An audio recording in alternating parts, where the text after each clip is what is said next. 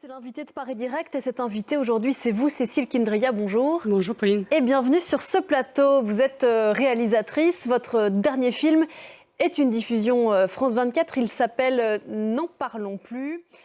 Diffusé donc en ce moment sur l'antenne de France 24 et tout à l'heure à 16h15 heure de Paris, qui nous emmène, Cécile, dans l'une des pages les plus sombres du XXe siècle, de l'histoire du XXe siècle en France, la guerre d'Algérie et le destin des harkis, ces Algériens qui ont combattu auprès de l'armée française et qui ont été, pour certains, après la guerre, après l'indépendance, parqués dans des camps ici en France. Et vous avez suivi pour raconter cette histoire Sarah, qui est une petite fille de harki, 3e génération, et qui tente 60 ans plus tard de briser le silence de sa famille sur ce passé qui ne passe pas. On va regarder quelques images du film et on en parle juste après.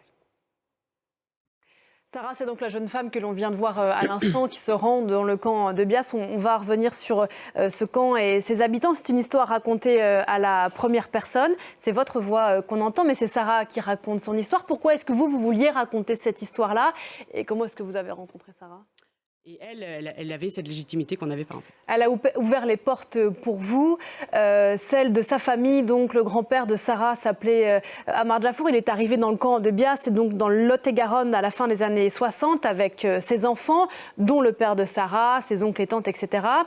C'est leur histoire à tous, c'est cette histoire familiale. Et jusqu'à ce documentaire, jusqu'à ce que ce film soit tourné, ils n'ont jamais raconté à Sarah, à ceux qui ne l'ont pas vécu directement, ni le camp, ni l'Algérie. Pourquoi? Alors, on le voit un peu dans le film, il y a une des tantes de Sarah qui en parle.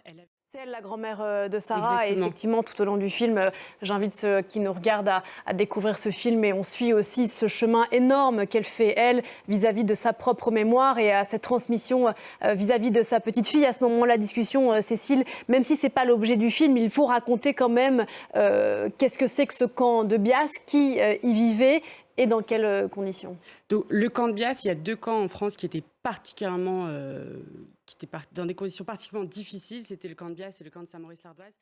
Donc ça veut dire des écoles entre eux, hein, pas d'accès à l'école française républicaine, des barbelés autour des camps, l'hôpital psychiatrique pour ceux qui décident de se révolter, des harkis qui ont été oubliés ou cachés. Alors le camp de Bias, tel qu'il ressemblait à l'époque, a été détruit suite à une révolte au milieu des années 70, mais vous le disiez, et c'est vrai que c'est assez dingue, il y a beaucoup de familles qui, au moment où le camp a été démantelé, disons, sont restées. Parce que en fait, le monde extérieur était devenu trop dur, trop rude. Exactement. En fait, il y a aussi beaucoup de... Les femmes de harkis, souvent, ne parlent pas français, n'ont pas appris à parler français, puisqu'elles sont restées dans le camp, enfermées.